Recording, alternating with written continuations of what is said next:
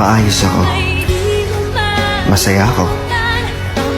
Yan yung mga katagang pilit kong pinapakita.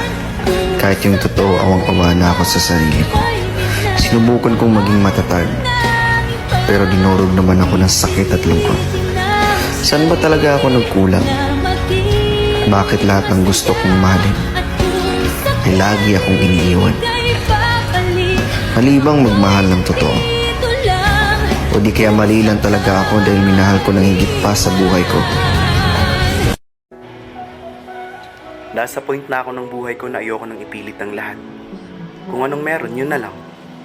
At kung sinong ayaw sa akin, ayaw ko na rin.